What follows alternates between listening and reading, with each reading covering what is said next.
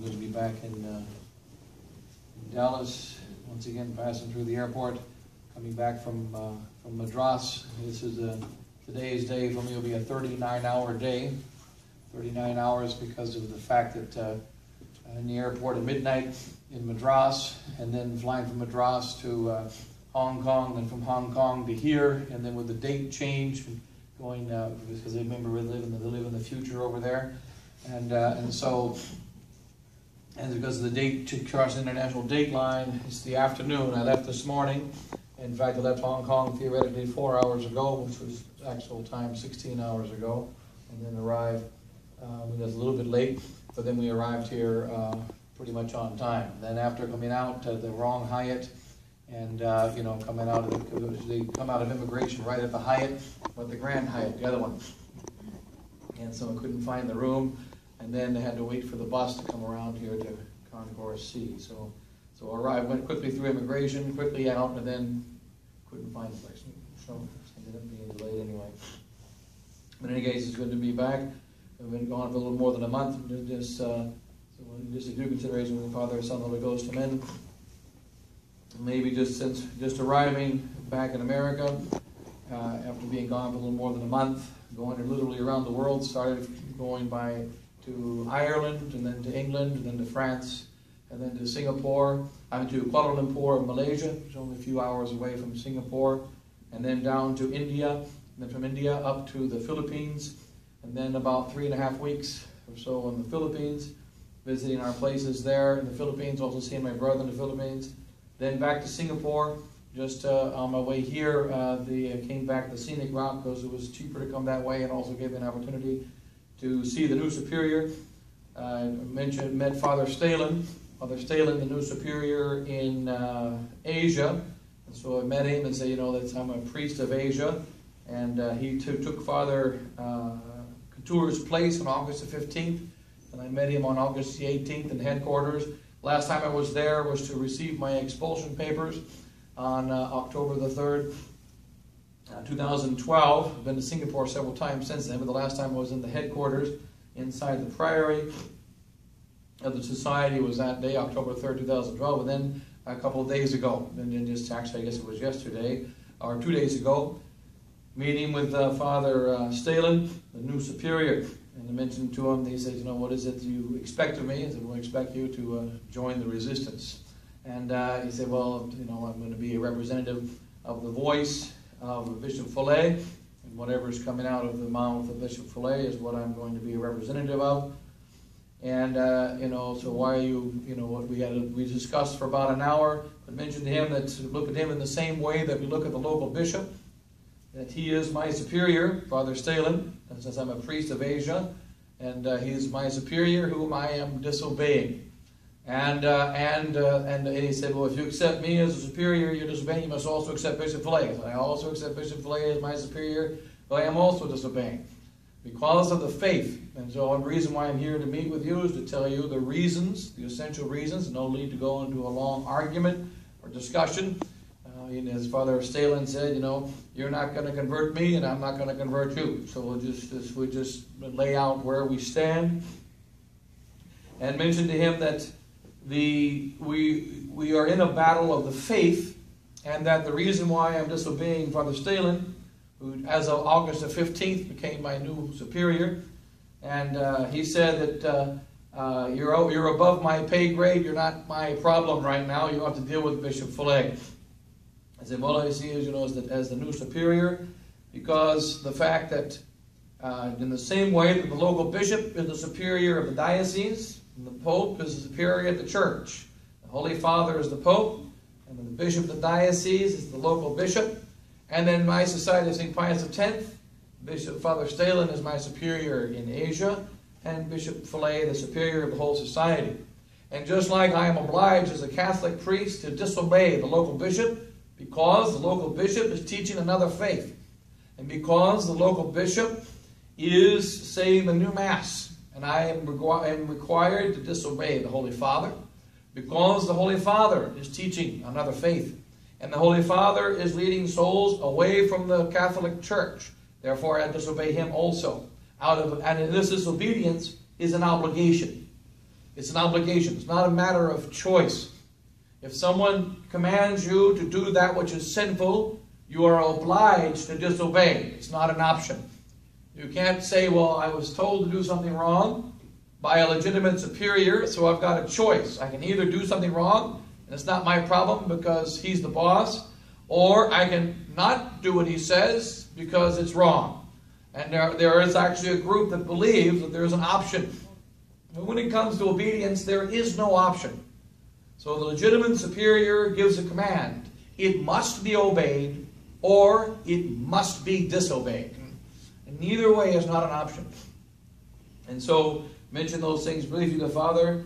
That right now there is the problem of the new society is it is expressing and defending the official position put out in the general chapter of 2012. And Father Stalin told me, I fully stand behind this general chapter and all of its decisions. He fully stands behind the 6 conditions. He fully stands behind the teaching of the general chapter of 2012. And this chapter, mentioned to him, is against the faith. And therefore, I have to speak out against it. And so that our fight is not because of personal problems. Our fight is not because we like this priest, or we don't like that one, or we don't like Bishop Fillet, or we don't like this superior, we don't like that superior. That's not our battle. Our battle is a battle of the faith. It is a battle of an essential battle regarding the faith and the direction of the society of St. Pius X down the last 40 years. So it was good. We had a good meeting. It was an hour. And the superior in Asia, and then also during the course of this visit, was able to visit more or less more than 800 of our faithful throughout a few in England, a few in Ireland, but the majority, of course, in Asia. Visiting a family in KL, and then of course in India, saying Mass in India for some of our faithful. And then around the Philippines, so visiting more than 800 faithful in this trip. The resistance is slowly growing and slowly stabilizing. Was not able to go to Australia. Father Chazelle was in Australia. We'll visit Australia again another time. But the other places we're able to visit and cover the Masses in the absence of Father Chazelle, who was over here in the United States for a little time. And then I went over there. We had a meeting also of priests in France. There were 18 of us priests and Bishop Williamson meeting in Avrier, France, in early, around July the 15th and July the 16th. And then during that meeting, there were about 28 priests represented, with 11 priests there in Avrier. Only 2 of them or 3 of them were attending the conferences, but there were 28 priests there on the property at the time. And so we had this meeting of the resistance in France with the other priests. And no major accomplishments in the meeting, but it was good to see the other priests. And they're beginning to make inroads at the beginning of doing something in France.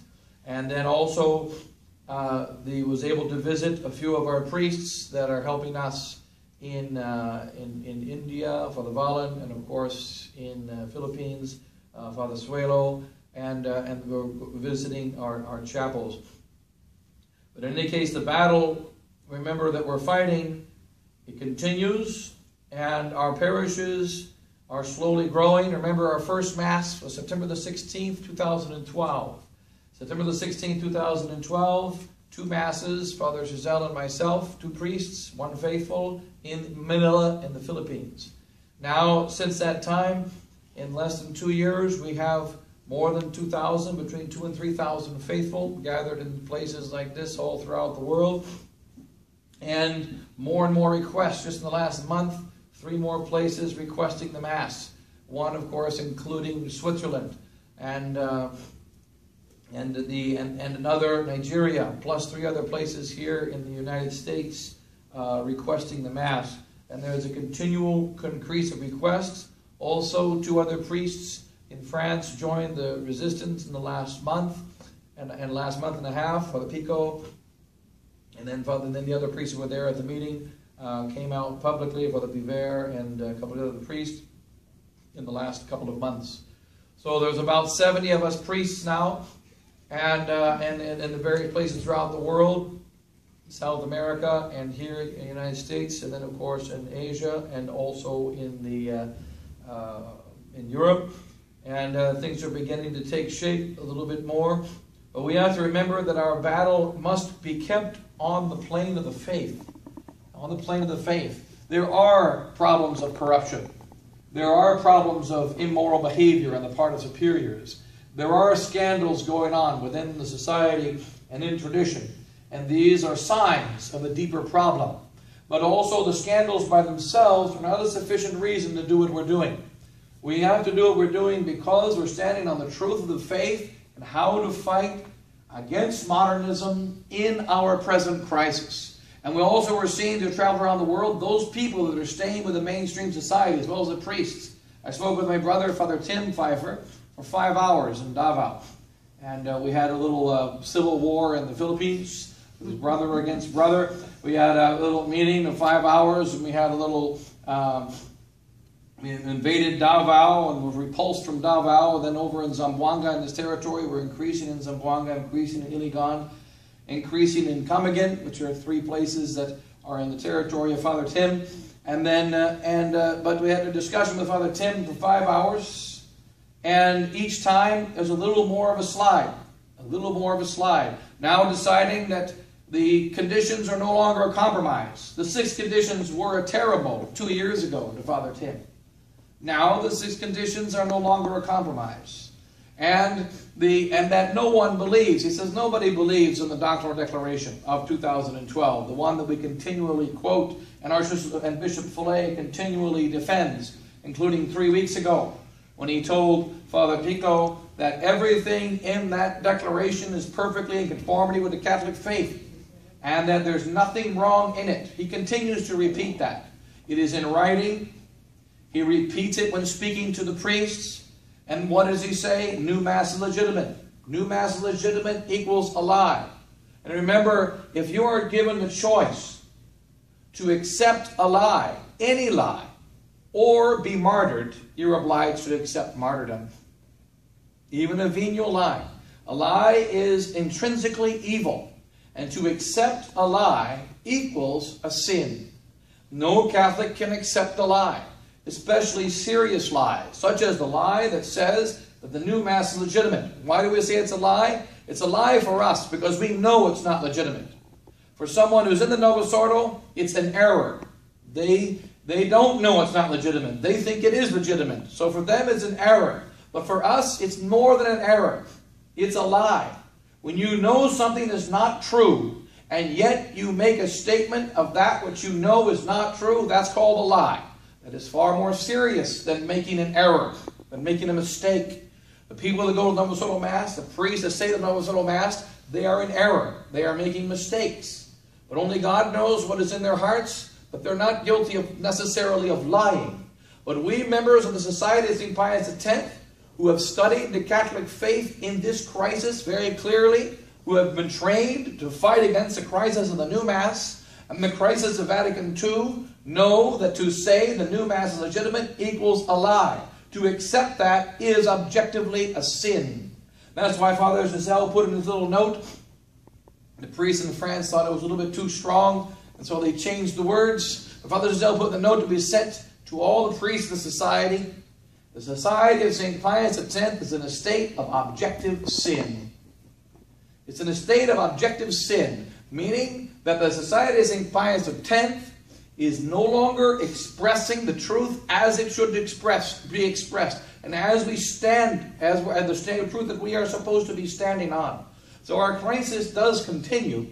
And what's the solution to the crisis? To do exactly what Archbishop Lefebvre did. Another priest called me just a few days ago, saying it's so important. This priest is one of the many priests who's almost joined us, and almost joined us, and almost joined us, I don't know how many times in the last 2 years. But almost, close only counts in horseshoes and hand grenades. So they've almost joined us, and almost joined us, and almost joined us. And this is one of the priests, or several of the priests. One of the priests is recently calling me, one of the almost joiners, says, you know, it's absolutely necessary that there be a global organization, that there be a continuation of the work of the Society of St. Pius X, as Archbishop Lefebvre founded, because there's a global crisis. And it is a global crisis of the faith, which is Vatican II. And Vatican II and modernism continues, only now it continues within our society. And what's the result of just continuing to go to the regular masses, continuing to participate in the slide of the society, is that we slide with it. You can, if a ship is going from going down, and you are running up on an escalator that's going down, and the ship is going down, you're running up on an escalator, just like Inspector Clouseau. You're going up on an escalator, and the ship is going down. You're walking up on the escalator, and the escalator is going down. You're going down with the ship. Doesn't matter if you're walking in the other direction. You are traveling with the ship. And if the ship is going down and you remain on the ship, you're going down with the ship. And if the ship is going down and the ship is not going to stop from going down, then we have to get off the ship, get into a lifeboat, and go in another direction. And so we can't go into off of the Niagara Falls. We have to stay in the right direction and not in the wrong one, and stay in our battle being a battle of the faith. And so the people in Asia are standing very strong. It was very encouraging to meeting the people in our little chapels everywhere. Father Giselle built already 2 little chapels in Leyte. We have 2 little small little concrete / bamboo chapels in Leyte. Our parish, our largest parish, is in Maasin. We don't yet have a chapel there, but they're looking already to build the chapel in that area. We was able to meet with a couple of the 2 seminarians that are there in the Philippines, who traveled a little bit together, gave them very brief classes because there wasn't much time to meet with the seminarians over there in the Philippines. And so we have a couple of seminarians in the Philippines, another prospective seminarian who will be going to the seminary in fact this week we'll be going to the seminary there in the Philippines. And then meanwhile we're trying to continue getting the visas for the seminarians there to come over here to the United States, and getting closer to be able to bring them over here. And so that the things are developing. And also in Ireland now, Father Buffet is helping with our Mass Center. Up until 1 month ago or 2 months ago, the only time they got Mass is when I came over to Ireland and said Mass. Otherwise they had no Mass in Dublin, because Father Buffet, who is a priest of resistance in Ireland, is taking care already of 4 chapels. His health is not the best. He was not able to take care of the 5th chapel. Now he's able to come periodically and help take care of the 5th chapel, so that it won't have to maybe go over. I mean, I'll still go over to Ireland to help the people, but won't have to worry about it in the same degree as we were worrying about it before, because some of the priests are beginning to help over there.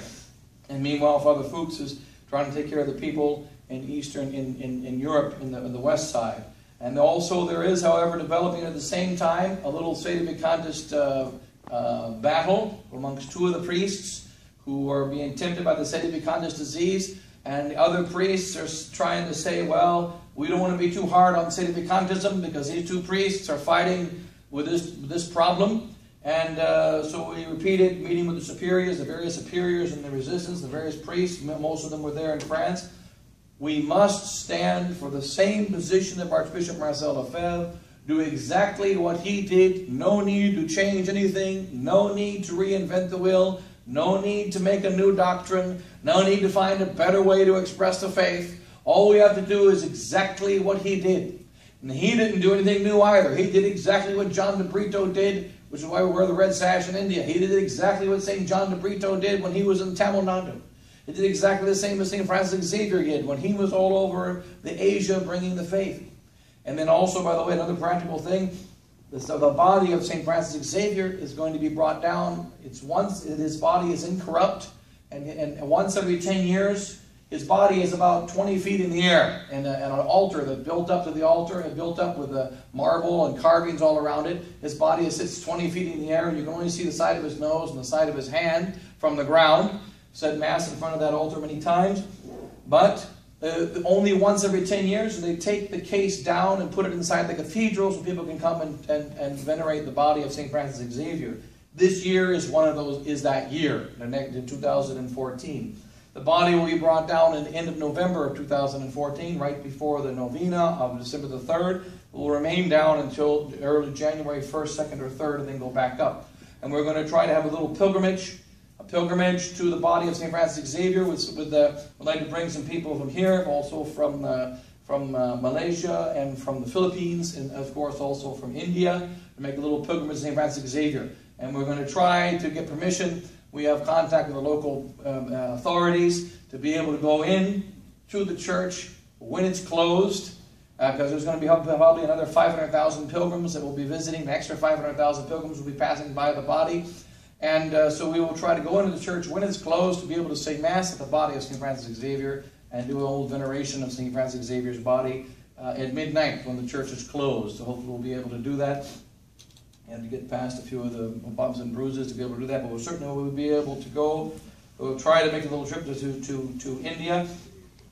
So it's just the other side. I just came from there this morning. So I was at midnight. I was in Madras, so now I'm here. And it's only 4 in the afternoon, 6 in the afternoon, so it's no problem. So and so that we hopefully will be able to do that. Meanwhile, some of the future vocations are coming. So here, it just that the general report is that we're growing. More priests are joining the resistance. It's just a steady, slow development. More and more people are opening their eyes every day to see that there has been a change of faith, not just a matter of simple corruption or personal problems, and but a change of faith that has happened, a change of doctrine that has happened, and that many souls don't want to go along with a change of doctrine within the Society of St. Pius X. They want to maintain their tradition. And so be encouraged that it's a global fight, like Father Thomas Aquinas says. From Brazil is very encouraging and a sign of providence blessing us that we're seeing the same reaction of faith by groups of faithful everywhere in the world. And in this trip I was able to visit more than 800, I have a total count, maybe 900 faithful on this trip. Whereas 2 years ago it started with maybe, at the end of our first little journey, maybe about 200. And so now from 200 it's about 1,000. It was more than 1,000, but I was able to see about 900 of them. And meanwhile it increases. Father Vallen is building an old folks home. We're building little chapels. A couple of Novosolo priests. We have 3 Novosolo priests that are considering joining our resistance. They're bypassing the Fraternity of St. Peter. They're bypassing the mainstream Society of St. Pius X, and they're coming straight to us. And so we're seeing that also with a few other priests. That's in Asia. Then there's other priests also contacting us from the Novosolo as well, from this side of the world as well. And so the conversions are beginning to come. It's a slow process. And well, it's actually been quick when you look at the last 2 years. But the visit was a good visit overseas. And so just pray for the priests, pray for the faithful, that we persevere in the faith and maintain this fight of the faith. And also I believe very much that we are very, very close.